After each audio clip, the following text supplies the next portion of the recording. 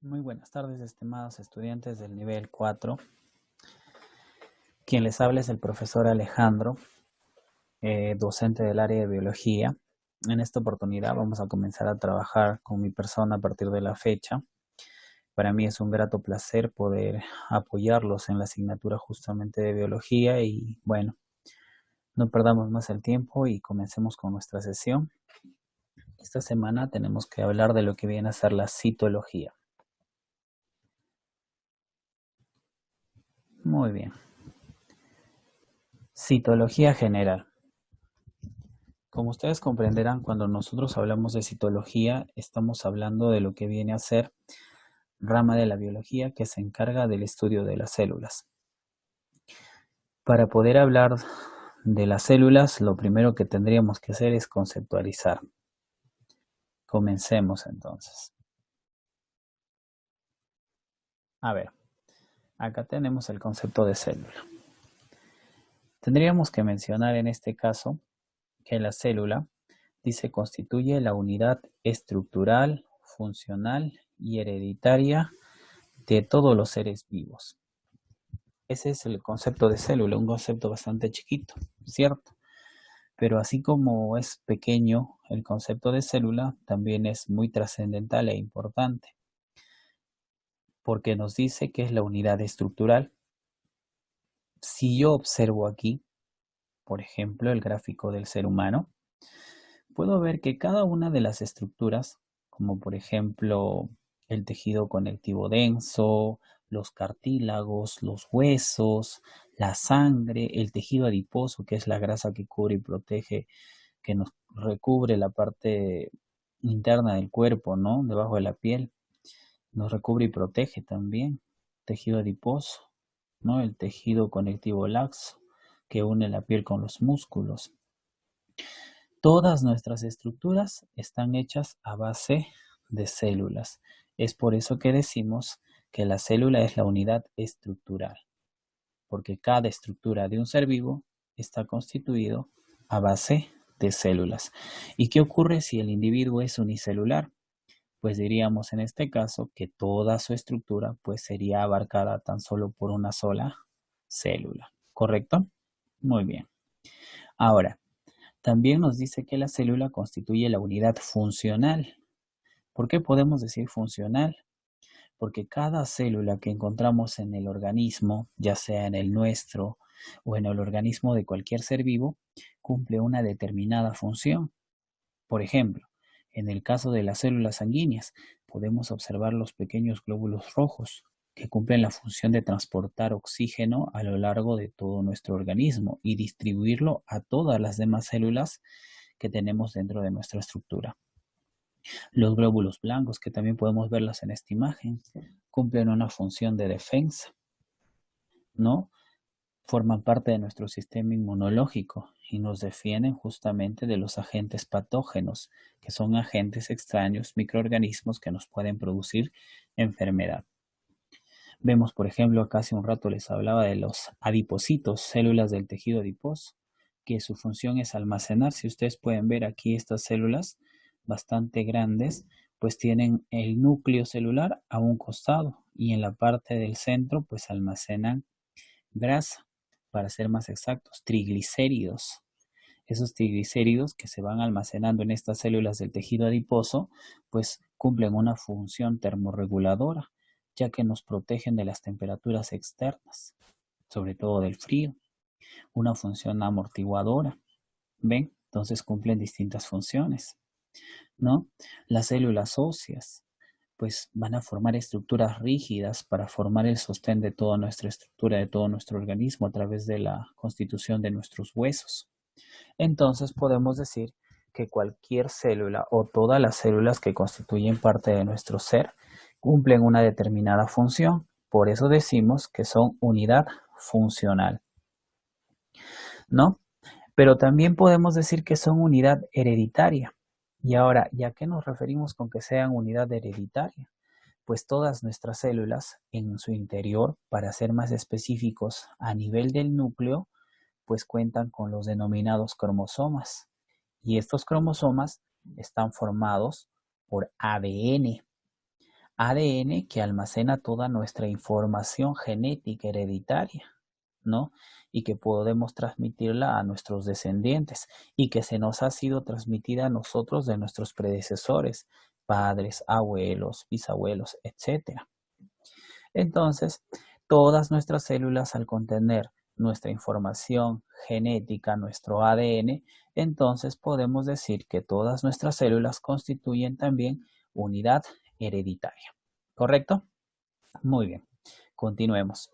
No olvidemos algo bastante importante. Debemos de recordar que la célula fue utilizado o el término célula fue utilizado por primera vez por el señor Robert Hooke en el año de 1665. ¿Y por qué utilizó él el término célula? Porque este señor fue el primero en poder observar la célula a través de un microscopio. ¿Correcto? Ahora, este señor, por ser el primero que pudo observar la célula en un microscopio, es considerado padre de la citología. Ahora, la citología, no te olvides, rama de la biología que se encarga del estudio de las células. Este señor en el año de 1665 pues observó una célula del tejido corcho. Ahora, ¿qué es el corcho? Yo sé que cuando te digo corcho lo primero que se te va a venir a la cabeza pues es el corcho pues que utilizamos para tapar las botellas, ¿no? Pero para que se te haga más exacto y preciso, tenemos que hablar del corcho, que es un tejido vegetal que recubre y protege tallos leñosos. Cuando te digo tallos leñosos, estamos haciendo referencia a los troncos o estamos hablando de los árboles, ¿no? Los troncos de los árboles. Este tejido corcho es un tejido formado por células muertas. Y este señor Robert Hooke, pues observó a este tejido al microscopio y pudo observar una especie de pequeñas celdillas, ¿no? Así como por ejemplo en el panal de las abejas vemos casilleros o celdas donde depositan la miel, ¿cierto? Este señor se hizo pues más o menos esa idea y de ahí justamente sacó el término celdilla y del término celdilla pues hoy en día nosotros conocemos a nuestra unidad de vida, a nuestra unidad estructural, funcional, hereditaria con el nombre de célula. Entonces ahí tenemos la explicación de dónde se originó el nombre célula. No te olvides, Robert Hooke, 1665, primer hombre en observar una célula al microscopio, padre de la citología. Muy bien, continuemos. No, ahora tendríamos que mencionar la teoría celular, ¿no? A ver, cuando Robert Hooke, que te estoy hablando del año 1665, él por primera vez vio la célula, pues no tenía ni idea de qué era, ¿no? El celdillas, decía él. Entonces, en el transcurso del tiempo, pues muchos microbiólogos fueron investigando e indagando más acerca de las células y sus estructuras. Por lo tanto, pues era coherente tratar de dar una teoría acerca de lo que era la célula. Y justamente ahí es que se origina la denominada teoría celular. Esta teoría celular fue propuesta en un inicio por dos alemanes, el señor Matthias Schleiden, que justamente ahorita lo estoy señalando acá con el puntero láser, ¿de acuerdo? Este señor realizó estudios sobre las estructuras celulares de la plantas, ya que él era botánico. Lo trabajó en el año de 1838. Y un año más tarde, un compatriota de él, Theodor Schwann, estudió la constitución celular de los tejidos animales, ya que este señor era un zoólogo, ¿no? Matthias Schleiden estudió las células de las plantas, botánico. Theodor Schwann estudió las células de los animales, zoólogo. Ellos dos crearon y plantearon la denominada teoría celular, que es un intento de explicar justamente qué eran las células. Estamos hablando pues de bastante tiempo atrás, ¿no? Y plantearon los siguientes postulados.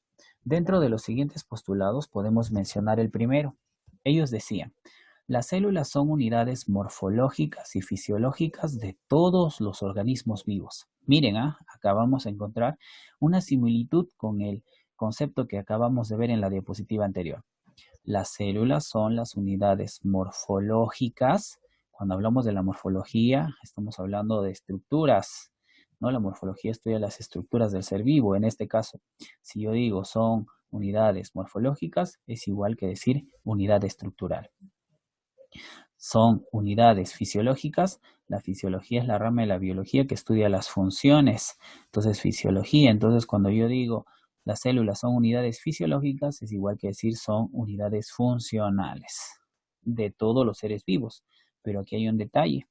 Se olvidaron de poner hereditarios. Y en realidad no es que se olvidaron, ya que cuando hablamos nosotros de ADN y cromosomas, pues esto se descubrió mucho después o bastante tiempo después de que estos dos señores alemanes, Matthias Schleiden y Theodor Schwann, propusieron la teoría celular. ¿Correcto? Muy bien. Otro postulado de la teoría celular. Las propiedades de un ser vivo dependen de las propiedades de sus células individuales. ¿Qué significa eso? Que si un ser vivo tiene ciertas propiedades o características, es porque cada una de sus células que lo forman y lo constituyen, pues también poseen esas propiedades que justamente va a presentar el individuo. ¿De acuerdo? Siguiente postulado. Las células se originan solo de otras células preexistentes. He aquí, justamente, vamos a quedarnos un ratito en esto. Dice, las células se originan solo de otras células preexistentes. Y estoy seguro que ustedes estaban preguntando, profesor, nos ha mencionado a Matthias Schleiden, nos ha mencionado a Theodor Schwann, pero se olvidó acá de este otro señor, Rudolf Virchow. Este ruso, Rudolf Virchow, en el año de 1855, aporta a la teoría celular y da una información adicional, y esa información adicional es justamente la que acabamos de señalar. Las células se originan solo de otras células preexistentes. Eso fue lo que propone Rudolf Virchow y termina de completar lo que vendría a representar la teoría celular que estamos mencionando. Entonces, no te olvides. Rudolf Virchow dijo, las células se originan solo de otras células preexistentes. ¿Qué quiere decir? Que pues una célula no se va a originar si no hay otra célula que lo esté precediendo o que haya existido antes. Finalmente, dentro de todos los postulados que proponen estos tres señores, podríamos decir que todos en común pues llegan a una misma situación diciendo que la unidad más pequeña de vida es la célula. Eso significa que no existe organismo más pequeño que una célula que pueda tener vida. Si nosotros, por ejemplo, hablamos ahorita de los virus, estoy seguro que ustedes pues están escuchando bastante, ¿no? Hoy en día con todo lo que estamos atravesando por culpa de la pandemia de este virus, el COVID-19, pues no es un ser vivo, ya que no es una célula, es una estructura más pequeña que una célula, se le denomina partícula supramolecular, supragigante, molécula, ¿no? Entonces es una molécula gigante formado por proteínas, un ácido nucleico, ARN o ADN, y en muchos casos, como por ejemplo el COVID-19, tienen una cubierta de lípidos, o sea, de grasa, que también les hace o les cumple una función de protección. Es por eso que nosotros al lavarnos las manos, ustedes saben, el detergente, el jabón, el champú, todos estos artículos de limpieza nos ayudan a disolver la grasa. Y cuando nosotros nos lavamos las manos, pues disolvemos esa cobertura de este virus tan perjudicial. Es por eso que una de las principales recomendaciones es lavarnos muy bien las manos, ¿no? Cuando estemos en contacto con cualquier objeto que podría estar contaminado. ¿Ya, chicos? Entonces hay que tomar en cuenta eso, por favor. ¿Ya? Entonces, no te olvides acerca de la teoría celular y no te olvides de que la célula es la unidad más pequeña de vida que existe y los demás postulados que acabamos de mencionar. Continuemos. Vamos a pasar a lo que viene a ser la clasificación de las células. En realidad, una célula la vamos a clasificar de distintas formas. Las podemos clasificar por el tamaño, las podemos clasificar por la forma como se nutren, inclusive por su evolución. Empecemos a clasificar a la célula por el tamaño que van a tener. ¿Correcto? Primero, podemos encontrar células microscópicas. Cuando hablamos de una célula microscópica, estamos hablando de que son células que miden menos de 100 UM. Estamos hablando de micras. ¿Y qué es una micra? Pues es una unidad de medida que equivale a 10 a la menos 6. Para que se te haga una idea más simple y sencilla. Todos nosotros tenemos una regla. Cuando hablamos de una regla, pues tú sabes que puede ser de 20 centímetros, 30 centímetros, etcétera. Correcto. Pero bueno, tú sabes también que todos los centímetros se están dividiendo en 10 partes iguales, que se denominan milímetros. Ahora, ese pequeño milímetro que tú puedes observar en tu regla, pequeñísimo, ¿no? Pero que lo puedes ver, ahora dividámoslo en 1000 partes iguales. Y una de esas 1000 partes iguales de tu milímetro vendría a representar a una micra, ¿correcto? Entonces, si una célula mide menos de 100 micras, se le considera entonces una célula microscópica. ¿Qué significa esto? Que no se puede ver a simple vista y que necesitamos utilizar un microscopio para poder observarlo, ¿no? Un microscopio que nos permita justamente poder verlo. Justamente aquí en los ejemplos encontramos al micoplasma. ¿Qué es el micoplasma? En realidad es una célula la más pequeña que podemos encontrar en la actualidad. Mide 0,2 micras, o sea, ni siquiera mide una micra, mide la quinta parte de una micra. Es extremadamente pequeña. Es una célula procariota, una célula muy primitiva, poco evolucionada. Forma parte del reino Monera. ¿De acuerdo? Por acá podemos encontrar otras células más conocidas para nosotros. Por ejemplo, los leucocitos, también conocidos como glóbulos blancos, que son los que forman nuestro sistema inmunológico, nuestro sistema de defensa, importantísimo para nosotros, ¿no? Por ejemplo, dice que los glóbulos blancos o leucocitos miden de 8 a 20 micras, o sea, están dentro de ese rango, desde 8 hasta 20 micras. Entonces sigue siendo microscópico porque es muy pequeña. Tenemos a los eritrocitos, también conocidos como glóbulos rojos. Su función es transportar sangre. Estos eritrocitos son células también bastante pequeñas. Tienen aproximadamente un diámetro de 7.5 micras, o sea, son bastante pequeñas en comparación a los leucocitos que podían llegar a medir hasta 20 micras de diámetro. ¿Correcto? Muy bien. Entonces ahí tendríamos ejemplos de las células microscópicas. En cambio, las células macroscópicas dice que son aquellas células que miden más de 100 micras. Más de 100 micras. O sea, estamos hablando que miden más de la décima parte de un milímetro, que los podemos ver a simple vista. Así sea como un pequeño puntito, pero lo vamos a llegar a ver, ya que mide más de 100 micras. ¿Correcto? Dentro de ellas podemos encontrar, por ejemplo, la yema del huevo. En este caso, la yema del huevo, pues es una célula, ¿no? Y tú sabes bien que lo podemos ver pues muy a simple vista. Imagínate la yema del huevo del avestruz, también extremadamente grande, ¿no? Una célula. Tenemos, por ejemplo, las fibras musculares. Cuando tú comes carne, por ejemplo, dicho sea de paso, son músculos, si te habrás dado cuenta, la carne se deshilacha. Imagínate obtener la hilacha más delgadita que pudieras tener. Es una fibra muscular y la puedes ver a simple vista. Estas fibras están formadas por células que se llaman miocitos y por lo tanto esos miocitos las estás pudiendo observar. ¿Correcto? El óvulo, en este caso el óvulo, pues célula reproductiva femenina, dice que aproximadamente mide un promedio de 300 micras. Estamos hablando de que sería pues una pequeñísima parte del milímetro, ¿no? Estaríamos hablando de 300 micras que podríamos verla como un pequeño punto, pero sí podría ser observable a simple vista. ¿Correcto? Muy bien. Eso sería con respecto al tamaño. Clasificación de las células por el tamaño. Pero también encontramos la clasificación por su forma. Y las células van a adoptar formas, una inmensa cantidad de formas. Por ejemplo, tenemos al óvulo, ¿no? Del cual ahorita acabamos de hablar, que es esférica. Justamente acá lo vemos. Vemos un óvulo con muchos espermatozoides a su alrededor. Dicho sea de paso, debemos entender que estos espermatozoides están intentando fecundar al óvulo. Solo uno de ellos podrá introducir su acrosoma en la zona pelúcida del óvulo y podrá fecundarlo. ¿Correcto? Tenemos células bicóncavas como los glóbulos rojos. Se les dice bicóncava porque es cóncavo en un lado, cóncavo en el otro lado.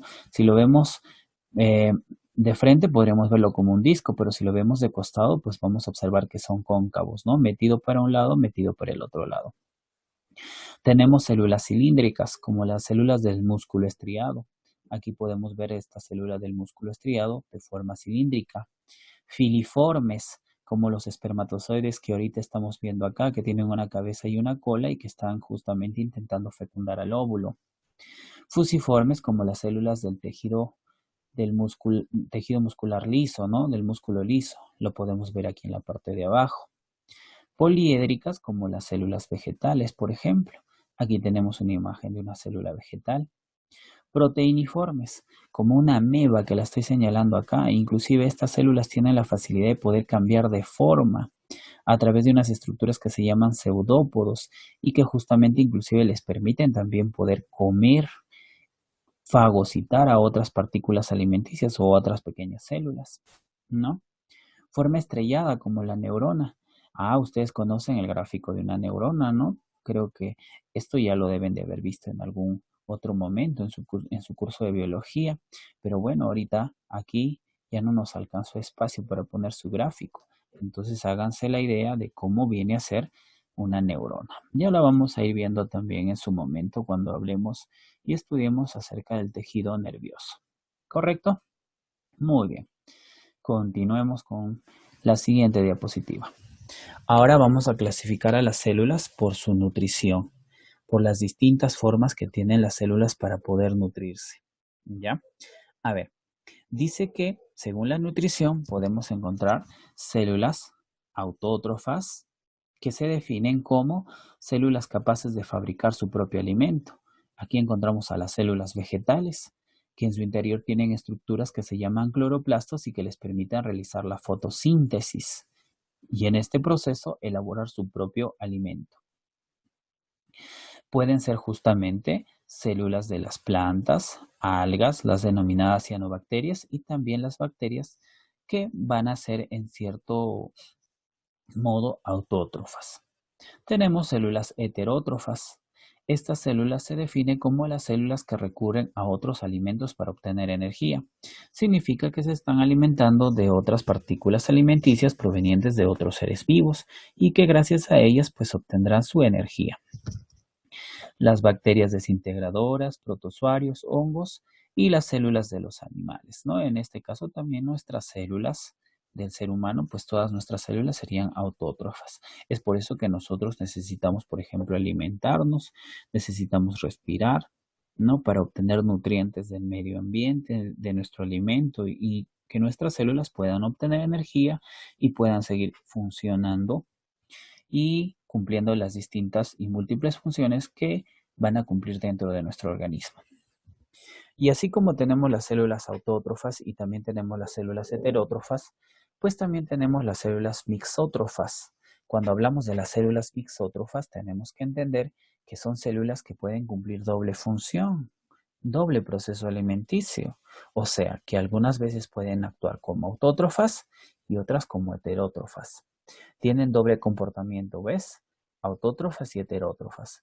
Un ejemplo viene a ser la Euglena viridis, que es un protozoario que vive en aguas estancadas, que justamente cuando no encuentra las condiciones para poder realizar fotosíntesis, o sea, no hay nutrientes, ¿no? Que le permitan realizar la fotosíntesis, entonces empieza a consumir partículas alimenticias provenientes de otras células o otros seres vivos y se convierte en heterótrofa. Entonces está cumpliendo las dos funciones, autótrofa y luego heterótrofa. Por lo tanto, ya se le denominaría mixótrofa, ya que cumple doble función. Continuemos. Tenemos ahora a lo que vienen a ser a la clasificación por su evolución o complejidad. Y cuando hablamos por la evolución o complejidad, pues vamos a encontrar a dos tipos de células. Una que viene a ser una célula muy poco evolucionada, ¿no? Muy evolucionada sería la otra, esta que estoy señalando acá, ¿no? La célula procariota, que es una célula poco evolucionada, la más sencilla y simple que existe en la naturaleza, e inclusive es la primera célula en haber poblado nuestro planeta. ¿correcto? Bastante sencilla. Y por el otro lado encontramos una célula muy evolucionada, que vendría a ser la célula eucariota, ¿correcto? Esta célula eucariota llega también a constituirse, a unirse y formar organismos pluricelulares, mientras que la célula procariota siempre va a ser un organismo unicelular o siempre va a formar un organismo unicelular. ¿De acuerdo? Muy bien. Para poder profundizar en cada uno de ellos, pues vamos a empezar hablando de la célula procariota. ¿Sí? Aquí vamos a ver justamente sobre la célula procariota, que podemos mencionar que se define como las células más primitivas y simples y también pequeñas que existen en la naturaleza. ¿Se acuerdan? Hace un momento hablábamos de la clasificación por su tamaño y les hablaba del micoplasma. Pues ese micoplasma puede ser una célula procariota, ¿no? Extremadamente pequeña. ¿Se recuerdan de la medida? 0,2 micras, ¿no? Ni siquiera una micra, la quinta parte de una micra. Entonces ya sabes, una célula procariota es la célula más primitiva, simple y más pequeña que existen en la naturaleza. Una de las principales características, o podríamos decir en este caso, la característica más importante y resaltante que tienen este tipo de células, viene a ser que carecen de núcleo, no tienen un núcleo, ¿correcto? ¿Ya? Su ADN es de forma circular y disperso. El citoplasma presenta ribosomas, ¿no? Ahora vamos a ver justamente en el gráfico cada una de esas características. Ahora se localiza dentro de este grupo de células las denominadas arqueobacterias, las bacterias y las cianobacterias. Todos ellos pertenecen al denominado reino Monera, reino donde todas las células que lo constituyen pues son de este tipo, células procariotas, células poco evolucionadas. ¿Ya? Veamos el gráfico acá. Acá tenemos la imagen de una célula procariota, para ser precisos, la de una bacteria. Justamente al ver, vamos a observar de que esta célula va a tener estructuras de cubierta, o sea, que recubren y protegen en realidad. Por ejemplo, vemos una cápsula, que sería la estructura más externa. Esta cápsula, pues su principal función es de protección a las estructuras internas que tiene esta bacteria. Y por debajo de la cápsula encontramos una pared celular. Aquí la vemos, de color amarillo. Esa pared celular dice que va a cumplir la función de protección también, pero también le da rigidez. Y cuando decimos que le da rigidez, estamos haciendo referencia a que hace un papel como un esqueleto, ¿no? Que sostiene y da rigidez pues a la estructura de esta bacteria. Por debajo de la pared celular encontraríamos la membrana plasmática, o también conocida como membrana celular. Se llama así porque esta recubre y envuelve a todo el material interno de la célula. Y todo el material interno de la célula se llama citoplasma, de ahí el nombre que es membrana plasmática. ¿Correcto? También encontramos en su interior lo que viene a ser el citosol, que es la sustancia, en este caso no es líquida, sino sería coloide, ¿no? Que es una interfaz entre el líquido y el sólido, ¿no? Como un gel, como una gelatina, etcétera, ¿no? El coloide celular también se le denomina. Y en este coloide celular, pues vamos a encontrar inmersos estructuras como ribosomas. Aquí vemos justamente estos pequeños puntitos que están acá alrededor y que están siendo señalados por las líneas, son los ribosomas. Pero que quede acá una aclaración. Dice que estas bacterias tienen ribosomas y las células eucariotas que vamos a ver a continuación también tienen ribosomas, pero hay una diferencia. Los ribosomas que tienen estas bacterias se les denomina ribosomas de tipo 70S, ¿no?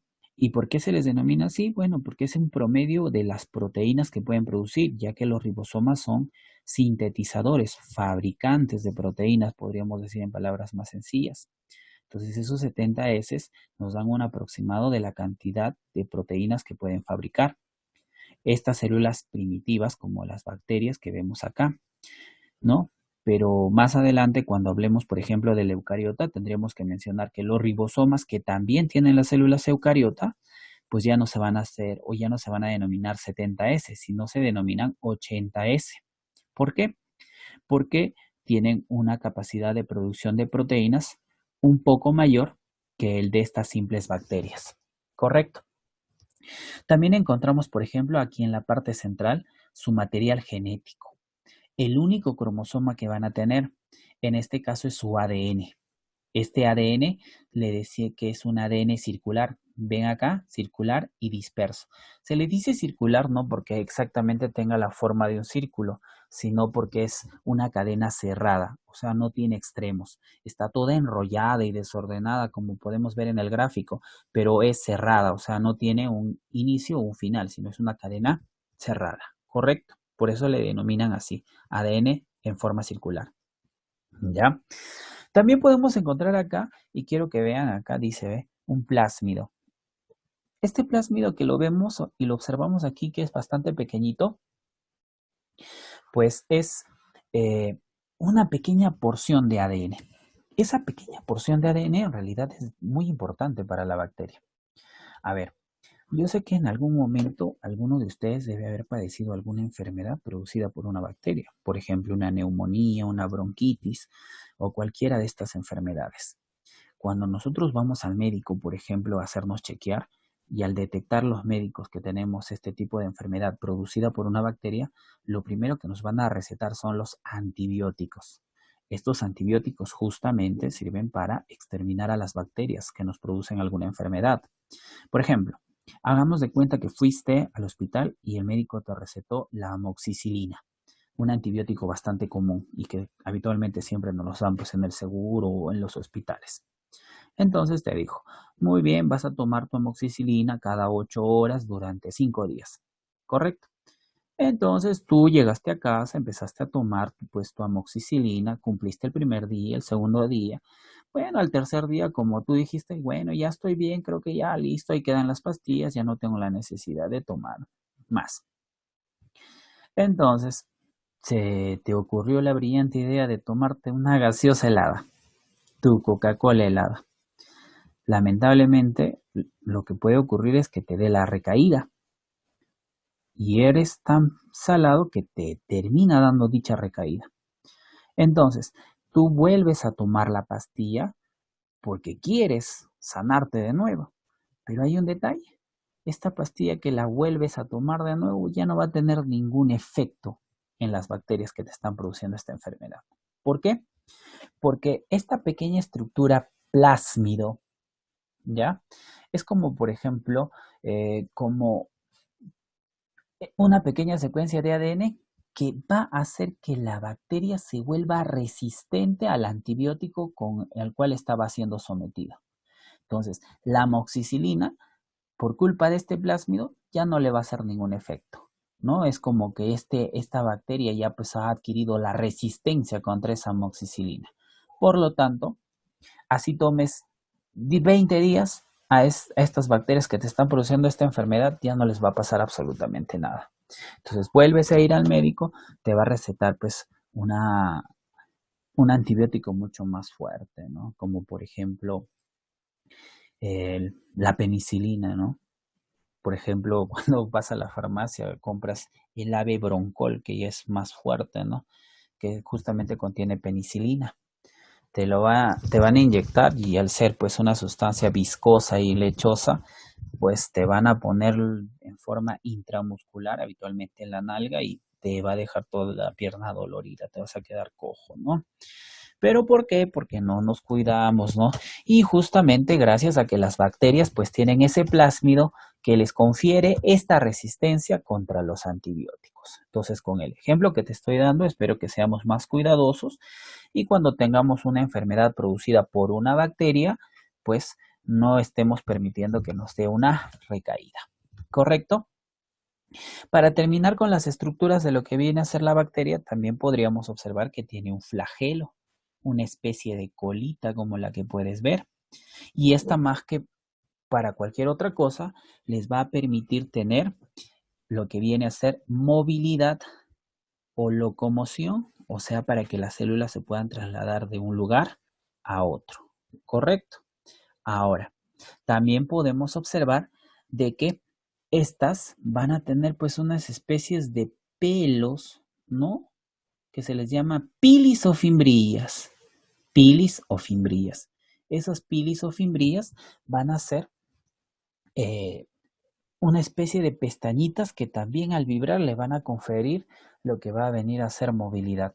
E inclusive en algunas células les va a permitir también poder cumplir el rol de realizar un tipo de reproducción que se le denomina conjunción. Esa conjunción es un tipo de reproducción asexual que pueden tener este tipo de células como las bacterias, células procariotas. ¿Correcto? ¿Ya? Entonces, esas serían las principales estructuras que podemos mencionar en lo que es una célula procariota. Ah, pero también aquí me estoy olvidando. Mire, quiero que vean acá detenidamente de la membrana plasmática. Podemos observar que se están desprendiendo, parece, unos pliegues, ¿no? También muy parecidos a estos pilis o fimbrias. Pero también estos van a adquirir el nombre de mesosomas. ¿Ven acá? Miren, parece un pliegue que está saliendo desde la membrana plasmática, ¿cierto? Estos mesosomas, que son pliegues que también se están formando de esta membrana, se llaman mesosomas y les permite realizar el proceso de respiración en el caso de la célula procariota. Entonces, si a ti te preguntan, ¿a través de qué respira una célula procariota? De estas prolongaciones de la membrana plasmática que se llaman mesosomas, ¿ya? Entonces, eso sí no está en el gráfico, por eso te lo estoy mencionando para que quede resaltado y también para que tú, por favor, te puedas recordar. ¿Correcto? Muy bien. Hasta aquí me voy a quedar. Este va a ser el primer video. ¿Ya? Ahora voy a empezar otro video. Vamos a hacer la segunda parte. ¿Correcto? Entonces termino esta sesión hasta acá. Inmediatamente ahorita voy a iniciar otra también para que a ustedes les pueda llegar la segunda parte y podamos también en esta segunda parte inclusive resolver la practiquita del tema de esta semana. ¿Correcto, chicos? Entonces, dentro de un momento nos seguimos viendo.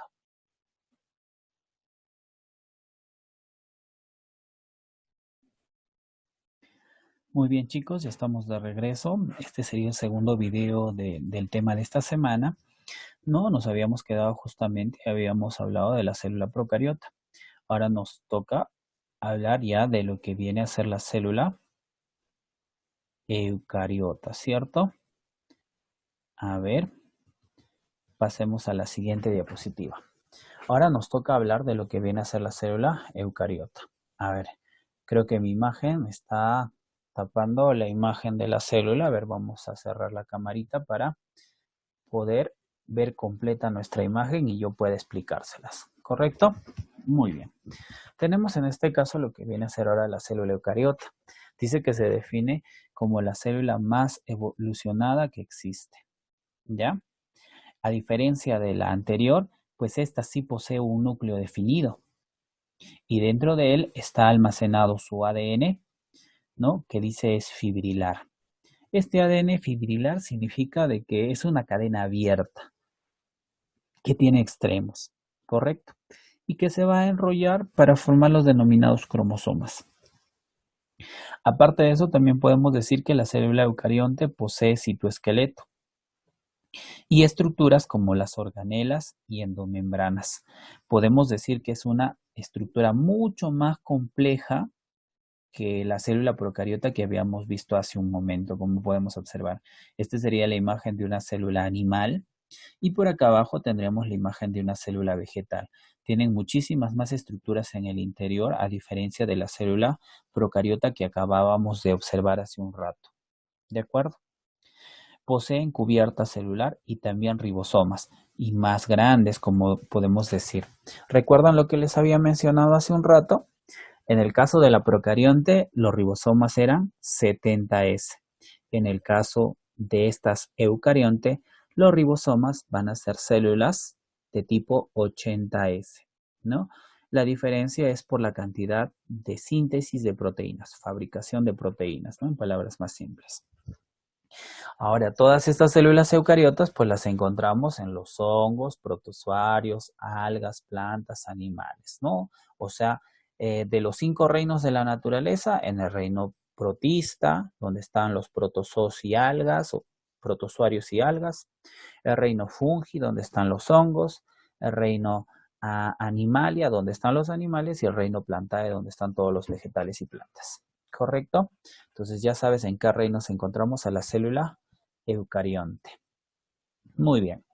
Ahora pasemos a seguir hablando de esta célula eucarionte. Y para conocerla más, tendríamos que mencionar lo que vienen a ser las estructuras justamente de la célula eucarionte. Para poder hablar de las estructuras de la célula eucarionte, vamos a comenzar desde lo más externo hacia lo más interno, ¿ya? Por ejemplo, vamos a empezar por la envoltura celular. La envoltura celular hay de dos tipos. La primera que vamos a ver va a ser la pared celular, ¿correcto? Acá yo puedo observar, por ejemplo, dos células, en este caso serían dos células vegetales que están unidas la una con la otra. Si yo hago este pequeño corte y agrando la imagen, podríamos observar esta estructura que está aquí en la parte de abajo de las dos células, una imagen agrandada donde veríamos justamente la pared celular vegetal. ¿De acuerdo? Pero antes de entrar en detalle con el gráfico, digamos qué o cuál es la función que cumple la pared celular. Podemos decir que está presente en las células vegetales, justamente acá, ¿no? De los seres vegetales, plantas, las células de las algas y también las células de los hongos. Estamos hablando en este caso todo lo que viene a ser, ¿no? Células eucariontes. Son las células eucariontes que presentan pared celular. ¿De acuerdo? Pues ofrecen protección y rigidez a las células. Ahora, en el caso de las células vegetales, que es la imagen que justamente estamos viendo acá, podemos mencionar lo siguiente. Estas células vegetales pues tienen una pared primaria formado por un polisacárido que se llama hemicelulosa. Aquí podemos ver la pared primaria. Sería esta estructura de color verde. Esta estructura de color verde sería para la célula de este lado, en este caso para ustedes, lado izquierdo, y tendremos por este otro lado a la de lado derecho, ¿cierto? Entonces, podemos ver las paredes primarias. ¿De qué está hecho? De un polisacárido que se llama hemicelulosa. Por otra parte, tenemos aquí toda la estructura de acá desde marrón, naranja y naranja más claro, pues vendría a ser la pared secundaria, representada en segmentos como S1, S2 y S3 para la célula de este otro lado, ¿no? Aquí sería igual. Este está formado por otro polisacárido que se llama celulosa. La celulosa y la hemicelulosa son ambos polisacáridos. ¿Qué son los polisacáridos? Esto ustedes ya lo debieron haber visto, son azúcares, ¿no? Azúcares, ¿no? Polisacáridos que tienen una gran cantidad de unidades estructurales de los azúcares que son los monosacáridos, de 10 a más. Ahora también encontramos que aquí, entre ambas paredes de ambas células, encontramos una unión o una conexión que les permite mantenerse adheridas a las células, cohesionadas o adheridas. A esta estructura se le denomina laminilla media, ¿no? Acá está la laminilla media. Esta está compuesta por pectato de calcio y magnesio y permite la unión y comunicación entre células. Ahí está, ¿ve? Unión y comunicación entre células. Eso sería en el caso de las células vegetales. Ojo acá. Oye, he puesto de las bacterias, pero las bacterias, hago la aclaración, no son células eucariotas. ¿Qué eran las bacterias? Células procariontas, las anteriores que habíamos visto, ¿cierto?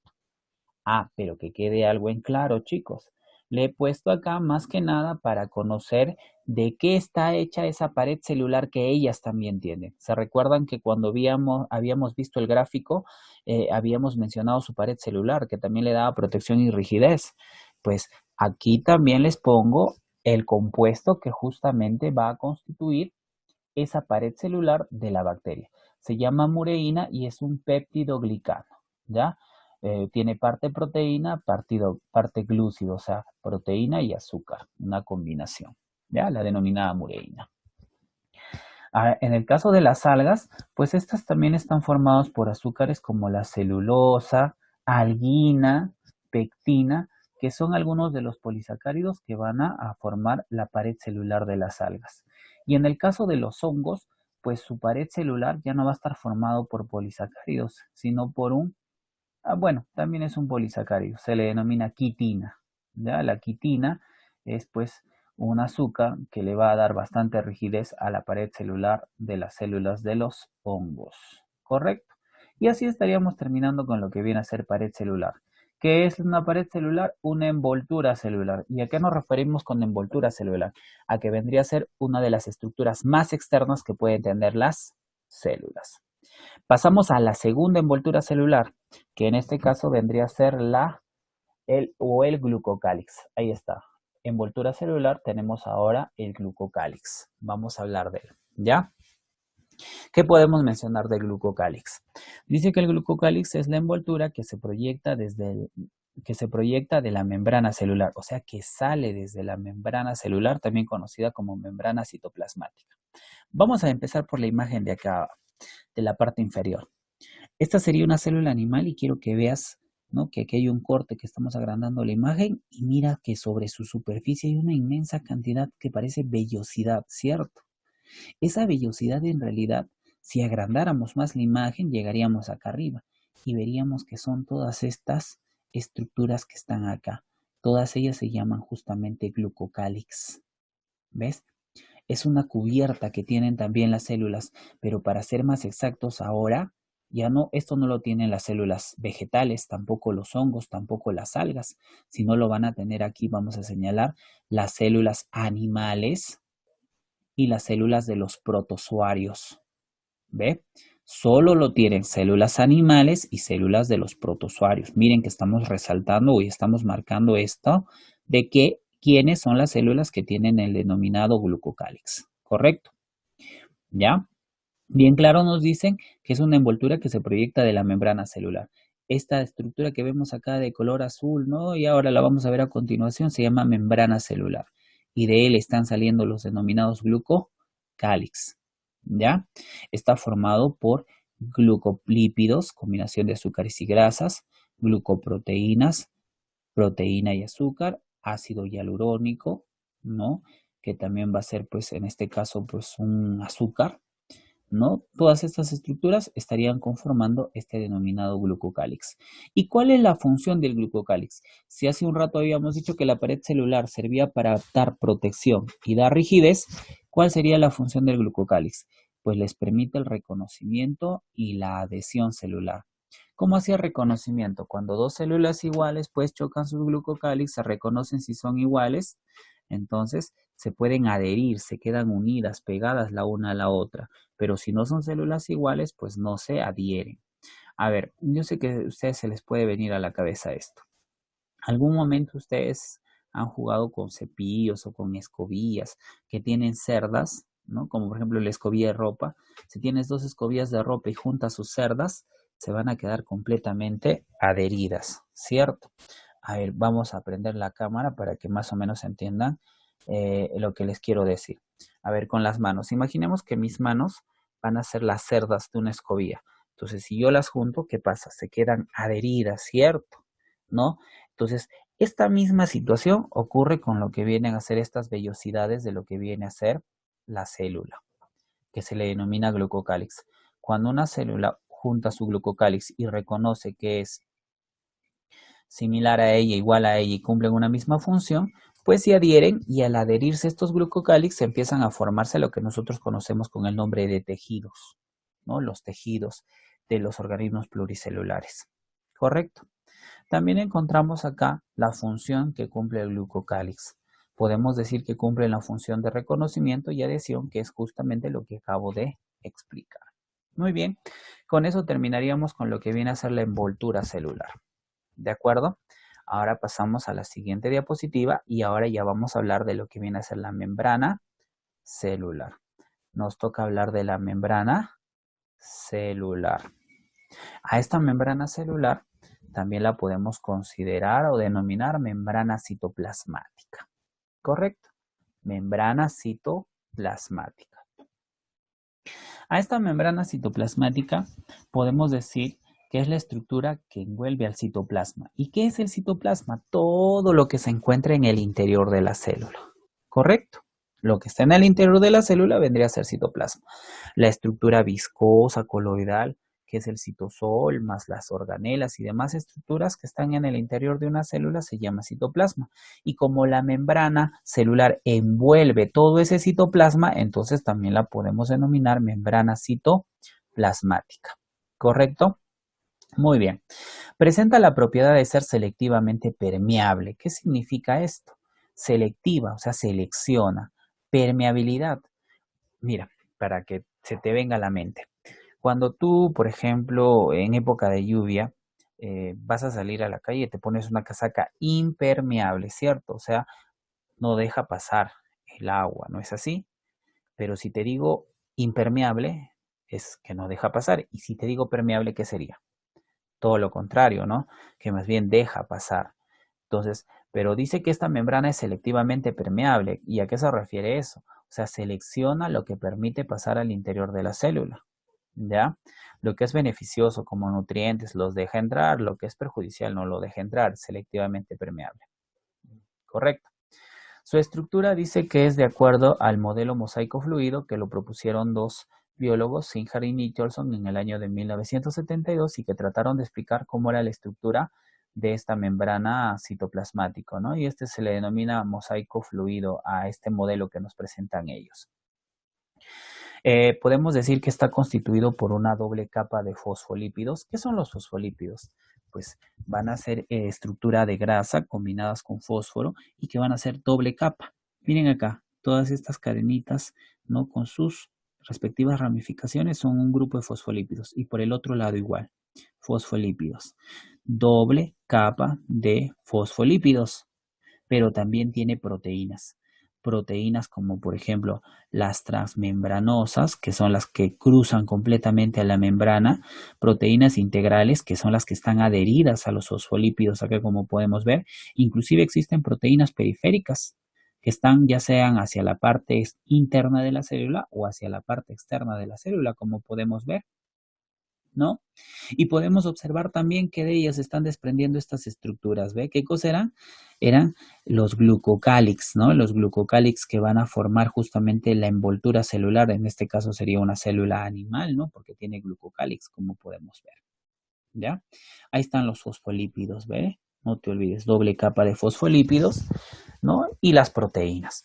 Proteínas transmembranosas cuando cruzan completamente la membrana, proteínas integrales cuando están adheridas a la membrana pero no la cruzan completamente, ¿no? Y proteínas periféricas que no están ni adheridas ni tampoco cruzan, pero que están alrededor de la membrana celular. ¿Correcto? Muy bien. Ahora, hablemos de la función que cumple esta membrana. Como te había dicho, ¿no? Al ser selectivamente permeable, pues su función es controla la entrada y salida de material en la célula. Gracias a esta membrana citoplasmática o membrana celular, ingresan sustancias al interior de la célula como nutrientes y salen sustancias de desecho de la célula, como puedes ver. ¿Correcto? Muy bien. Continuemos. Pasamos a la siguiente diapositiva y vamos a hablar al detalle de esa función de dejar entrar y salir sustancias en la célula. Entonces vamos a hablar ahora de la fisiología de la membrana celular. Cuando te digo fisiología, estamos hablando del funcionamiento de la membrana celular. ¿Ya? Y lo primero que tenemos que conocer para poder entender cómo actúa o cómo funciona esta membrana celular es sobre la ley de gradiente o diferencia de concentración. Esta ley de gradiente o diferencia de concentración nos dice, el flujo o movimiento de sustancias se produce desde una región de mayor concentración a otra región de menor concentración, incluyendo a través de una membrana permeable y sin gasto de energía. O sea, que nos dice, miren, acá quiero que vean y vamos a ver, cuando hay sustancias más concentradas y el movimiento va de donde hay mayor concentración en dirección a donde hay menor concentración, podemos decir que se está cumpliendo la ley de gradiente o diferencia de concentración y este proceso se va a producir sin gasto de energía. Y a este tipo de proceso o fenómeno se le denomina transporte pasivo. ¿Por qué pasivo? Porque no se utiliza, no se gasta la energía. ¿Correcto? Aquí está ahorita a favor de la denominada ley de gradiente o diferencia de concentración, porque va de donde hay más concentración a donde hay menos concentración. En cambio, aquí abajo vemos que está ocurriendo lo opuesto. ¿Ves? De donde hay poca concentración se está moviendo a donde hay una mayor concentración de esta sustancia. A este proceso podríamos decir lo que es en contra de la ley de gradiente o diferencia de concentración. No es opuesto a la ley de gradiente o diferencia de concentración. A este fenómeno se le denomina transporte activo. Y en el caso del transporte activo, pues hay un gasto de energía. En el transporte pasivo no se gasta energía, en el transporte activo sí se gasta energía. Y estos dos tipos de transporte pues están ocurriendo en nuestra membrana celular, también conocida como membrana citoplasmática, ¿correcto? Pero hablemos ahora de los tipos de transporte, ¿no? El pasivo y el activo. Empecemos con el transporte pasivo. Primero, lo que no debemos de olvidar del transporte pasivo es sin gasto de energía, por eso se denomina pasivo, ¿correcto? Entonces, recuerda, la ley de gradiente, ¿no? ¿Qué nos decía? De donde hay más a donde hay menos, ¿cierto? En este fenómeno no se gasta energía, por eso se le llama transporte pasivo. Y este transporte pasivo sin gasto de energía, te lo vuelvo a aclarar para que no te olvides. Encontramos la difusión, la ósmosis y la difusión facilitada. ¿Qué es la difusión? Dice, implica el movimiento al azar de moléculas individuales o iones y resulta en un movimiento neto a favor de la gradiente de concentración. O sea, estas moléculas cuando están disueltas y van de donde está muy concentrado a donde está poco concentrado, entonces se le llama difusión simple. ¿Ve? Por ejemplo, en el caso de nosotros cuando respiramos y el oxígeno llega hasta nuestros pulmones, a los alvéolos pulmonares, ellos pasan hacia nuestros vasos sanguíneos, hasta los capilares, ¿no? Para que justamente concentren a nuestra sangre en oxígeno y pasan de donde hay mucha concentración del alvéolo pulmonar, donde hay mucho oxígeno, a donde hay poco oxígeno, que sería en este caso la sangre. Ese fenómeno del intercambio gaseoso que se da en nuestros pulmones es a través de una difusión simple, ¿correcto? Ya ves, para que tengas una idea. Entonces ya sabes, esta difusión es cuando se transporta iones y moléculas, pero para ser más exactos, los iones y moléculas cuando están disueltos en el líquido, ya sea extracelular o en el líquido intracelular. Luego tenemos la ósmosis. La ósmosis es la difusión de agua a través de la membrana que permite el movimiento de la mayoría de solutos. Pero en este caso ya no estamos hablando de las moléculas y de los iones, sino estamos hablando del transporte de agua. Cuando ingresa agua en la célula, cuando sale agua de la célula, ¿correcto? ¿No?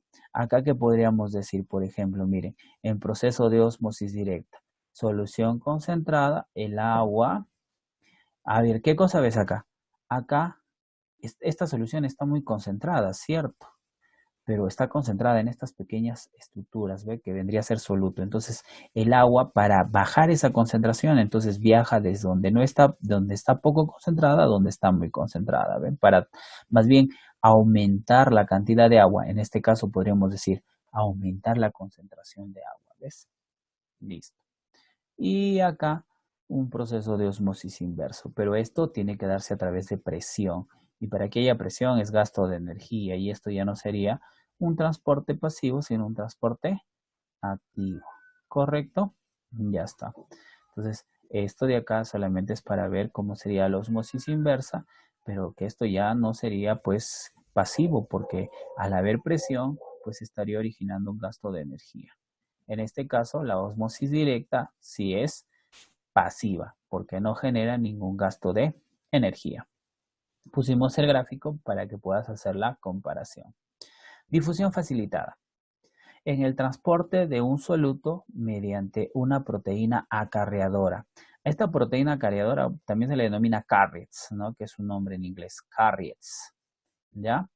Está incluida en la membrana celular. ¿Te acuerdas hace un rato cuando veíamos la membrana celular y veíamos las proteínas? Habían proteínas periféricas, ¿no? Las que no tenían, estaban alrededor de la membrana. Habían proteínas transmembranosas, que eran las que cruzaban completamente a la membrana. Y mira acá, hay una proteína que cruza completamente, entonces sería periférica o transmembranosa. Transmembranosa, ¿cierto? Y muchas veces dice que esas proteínas permiten el paso de solutos, o sea, pueden ser iones y moléculas que están disueltas en el líquido extra o intracelular. Y a través de estas proteínas están pasando estos solutos. Y estos solutos, pues, pasan de donde hay más concentración a donde hay menos concentración y por lo tanto es un transporte pasivo porque no hay gasto de energía. Esos serían los tres tipos de transporte pasivo, ¿correcto? Ahora nos toca hablar del transporte activo. Este transporte activo es el movimiento de las moléculas en contra de la gradiente de concentración, o sea, al revés, de donde hay poca concentración a donde hay ahora mucha concentración, ¿correcto? Podemos mencionar que en este caso no se produce un gasto de energía porque se está yendo en contra de la gradiente de concentración, ¿no? Un ejemplo, la bomba de sodio y potasio. En este caso, la bomba de sodio y potasio es un mecanismo que permite conservar el equilibrio osmótico que tiene una célula, o sea, un equilibrio hídrico, podríamos decir, de la célula, que no tenga mucha ni poca agua en el interior de la célula y de la misma forma a nivel externo de la célula, que no haya mucho ni poco líquido extracelular, ¿ya? Entonces, dice que ocurre que por cada 3 sodios que salen, pues ingresan 2 potasios y así se van complementando. Y también esto puede ocurrir a la viceversa. Si es que salieran 2 potasios, tendrían que ingresar 3 sodios, pero habitualmente esto está produciéndose de forma de que van de donde están, ¿no? Poco concentrados a donde están más concentrados. Y lo mismo está pasando acá, de donde están poco concentrados a donde están más concentrados. Entonces esto está ocurriendo en contra de la gradiente de concentración. Por eso hay un gasto de energía. ¿Ya? Muy bien. Pero, ¿cómo podemos saber que hay gasto de energía? Quiero que vean las moléculas que están acá implicadas. ATP. Este ATP es adenosintrifosfato y es una molécula que se encarga de almacenar energía. ¿De acuerdo? Este ATP tiene energía. Cuando este ATP se rompe, adenosintrifosfato, al romperse, pues libera un grupo fosfato y ya deja de ser trifosfato y pasa a ser adenosindifosfato. ¿Correcto? Este adenosindifosfato, pues ya perdió el fosfato y al haber perdido este fosfato, al romperse ese enlace se ha liberado energía. Energía que ha permitido poder realizar este proceso de la bomba de sodio y potasio. ¿Correcto? Que vendría a ser un tipo de transporte activo, con gasto de energía, ¿ve? Porque se está consumiendo el ATP, se está convirtiendo en ADP. Luego este ADP en un futuro con el proceso de respiración celular, otra vez se volverá a convertir en ATP y otra vez tendrá energía. Y estos ATPs de nuevo se romperán y de nuevo liberarán energía. Y eso ocurre en todos los procesos de nuestras células que requieren y necesitan gasto de energía. Un ejemplo, el transporte activo. ¿Ya? Y así como tenemos la bomba de sodio y potasio en el transporte activo, también tenemos lo que vendría a ser el transporte de masas. Cuando hablamos de masas, estamos hablando de partículas ya de mayor tamaño, ¿no? Partículas que las células a veces introducen en el interior de su estructura y que también muchas veces expulsan. Por ejemplo, dice que constituye la forma de transporte activo que se caracteriza por la propiedad que presenta la célula de incorporar partículas y este proceso de incorporación se le denomina endocitosis, o sea, hacia adentro, ¿no? La partícula la ingresan hacia adentro. O expulsarlos, que se llama exocitosis, ¿no? Expulsar esas partículas, pues, por la membrana celular. A ver, podemos encontrar los diferentes tipos. Cuando la partícula es sólida, dice que se le denomina fagocitosis. Cuando la partícula es líquida, se le denomina pinocitosis. Y cuando la partícula es, bueno, en este caso más bien se tiene que expulsar, ya no se le denomina ni fagocitosis ni pinocitosis, sino hemecitosis, que es la expulsión de partículas. ¿Correcto? No te olvides, partículas sólidas a través de fagocitosis, partículas líquidas a través de pinocitosis. Y la expulsión, hemecitosis. No te olvides que la hemecitosis también es exocitosis. Y fagocitosis y pinocitosis, como es incorporar, o sea, hacia adentro, también serían endocitosis. Aquí podríamos observar el gráfico de un proceso de fagocitosis. donde una partícula está atravesando la membrana plasmática y está ingresando al interior. Bueno, donde estructuras como los fagosomas y los fagolisosomas se van a encargar de degradarla, o sea, romperla para aprovechar sus nutrientes, ¿no? Y los residuos pues serán expulsados a través del proceso de la hemocitosis. ¿Ves? Entonces ahí tendríamos ese ejemplo. Y con eso estaríamos terminando lo que es el transporte activo y de esta forma estaríamos concluyendo con todo el contenido de nuestra semana número 5, de que viene a ser citología, ¿no? El tema de citología, ¿no? Vamos a continuar la siguiente semana seguramente con lo que es citología 2. Pero para poder continuar y terminar con nuestra clase, pues vamos a observar nuestra practiquita y vamos a ver la resolución de ella. ¿Correcto? Empecemos por la pregunta número 1. La célula procariota no posee. A ver, recordemos, ¿qué habíamos dicho dentro de sus características que no tiene? Justamente ya está marcado, ¿no? Núcleo. ¿Correcto? Pregunta número 2. La membrana celular realiza, ya, ¿qué realiza? Ahorita acabamos de hablar, transporte, ¿no? Transporte pasivo cuando no gasta energía, transporte activo cuando gasta energía. La pared celular de las células procariotas está compuesto principalmente. ¿Se acuerdan que les mencioné ahí justamente cuando hablé de la pared vegetal, de las algas, de los hongos? También ahí les hice la aclaración, ¿no? También estoy poniendo el de la bacteria. ¿Qué tenía? Los péptidoglucanos. En este caso, por ejemplo, la mureína, que es un péptidoglucano. La célula procariota posee un cromosoma, así es, tiene un único cromosoma, ¿se acuerdan? Ese ADN todo desordenado, circular que habíamos dicho, no circular porque tenga la forma, sino porque no tiene extremos, ¿recuerdan? Lo habíamos explicado. También tiene flagelos, también tiene membrana celular, ese ADN que es un único cromosoma, entonces podemos decir que tiene todos los anteriores. 5. El ATP. ¿Qué es? ¿El ATP es una célula, un animal, un tejido, una planta? No. ¿Qué es? Una molécula. ¿Qué te dije que era su función? Brindar energía, ¿no? Cuando se rompe y deja de ser ATP y se forma ADP, pues está liberando energía. Almacena energía, ¿no? Podríamos decir. 6. El núcleo no está presente en una célula. A ver, de una planta, de un animal, de un protozoario, de un hongo. Los 4 primeros que son células eucariotas. Y todas las células eucariotas tienen núcleo. El único que podría ser es la bacteria, ya que es una célula procariota y carece de núcleo. Pregunta número 7. Es una célula procariota. Muy parecida a la anterior, ¿no? Célula vegetal, hongo, ameba, célula animal, ninguna. Todas ellas son eucariotas. ¿Cuál era? La bacteria, ¿no? Muy parecida a la pregunta anterior. La 8. Carece de pared celular. La célula vegetal, la célula fúngica, la célula procariota, la célula de un protozoario, todos poseen pared celular. A ver, te quiero hacer recordar. Cuando hablábamos de pared celular, si tú recuerdas, es una envoltura celular, ¿no? Habían 2 tipos de envoltura celular. Pared celular y glucocálix. La pared celular era para las células vegetales, de las algas, las células de los hongos. Recuerdas que también tenían las bacterias, o sea, los procariotas, ¿no? ¿Cierto? Entonces, mira acá. Célula vegetal sí tiene que tener pared celular. La célula de los hongos, fúngica también. Una célula procariota, o sea, una bacteria también, ¿cierto? Pero ahora pasamos al otro. ¿Recuerdas que hablamos del glucocálix? El glucocálix, sí te lo mencioné y te lo resalté, te dije varias veces, ¿no? ¿Quiénes lo poseen? Las células animales y las células de los protozoarios. Entonces, justamente aquí, por eso está marcado, porque los protozoarios no tienen pared, sino tienen glucocálix, ¿cierto? 9.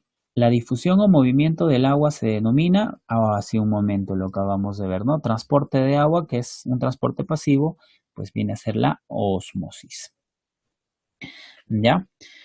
¿Quién requiere de energía? La difusión simple, la difusión facilitada, la ósmosis, pues todas ellas son transporte pasivo, no gastan energía.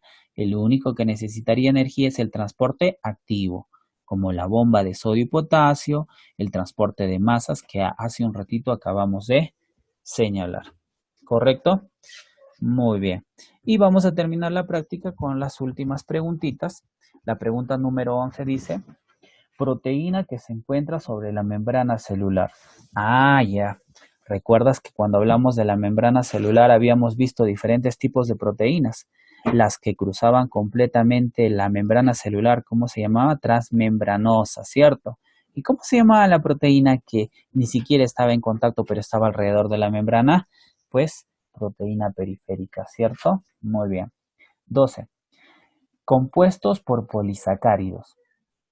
La pared fúngica, ¿no? El glucocálix, la membrana celular, para ser más exacto. La pared fúngica tiene quitina, un solo polisacárido, mientras que la pared vegetal tiene celulosa y hemicelulosa, ya son varios polisacáridos, ¿no? Entonces, acá podemos poner, ¿no? En este caso, bueno, vamos dice compuesto por polisacárido. Acá en todo caso tendríamos que mencionar que en realidad pues hay una doble respuesta, ya que también, ¿no? Como no nos pone pues en plural, pues también podríamos decir que la pared de los hongos también es quitina y también es un polisacárido, ¿ya chicos? Entonces valga la aclaración. Ya, acá vamos a poner doble respuesta porque los dos tienen polisacáridos, tanto la pared fúngica y la pared vegetal. El glucocálix no, pues el glucocálix, ¿se acuerdan que habíamos visto? Bueno, pues eran eh, glucolípidos, ¿no? Y otras estructuras también, glucopéptidos y todo eso. La membrana celular, no, pues fosfolípidos y proteínas, ¿no? Entonces, ahí estamos señalando acerca de la pregunta número 12. El valor 70S y 80S, ¿a quién le corresponden? Esto hemos hablado bastante durante el desarrollo de la clase, ¿no? ¿A quiénes era? A los ribosomas. Ribosomas 70S de las células procariontes, ribosomas 80S de las células eucariontes. Padre de la citología, se los mencioné casi en un principio, ¿no? El señor Robert Hooke. El ATP presenta adenina, sí, ¿cómo es su nombre? Adenin trifosfato. Entonces tiene adenina. Adenin, de adenina. Tres fosfatos, trifosfato, ¿ve? Fosfato también, pues. Enlaces de alta energía, claro, porque se encarga de almacenar energía. Entonces podemos decir que este ATP pues cuenta con todas esas estructuras, o todas las anteriores. Y finalmente dice, es el precursor del ATP, o perdón, el ADP es precursor de quién? ¿Te acuerdas que te dije que cuando se rompía el ATP se formaba ADP y luego de ese ADP otra vez se podía volver a formar quién? Pues el ATP, ¿no? Entonces, así estaríamos terminando con nuestra practiquita, ¿no? Les agradezco muchísimo por su atención, ¿no? Entonces, espero de que la clase pues les haya sido entretenida y espero que también se cuiden mucho, no se estén exponiendo por favor a esta enfermedad del COVID. De nuevamente les vuelvo a recordar, mi nombre es Alejandro Paucar Casas, docente de biología y ha sido pues un gusto haber desarrollado este video para que ustedes puedan aprender el tema de esta semana. Muchas gracias por su atención y cuídense, nos vemos la próxima semana.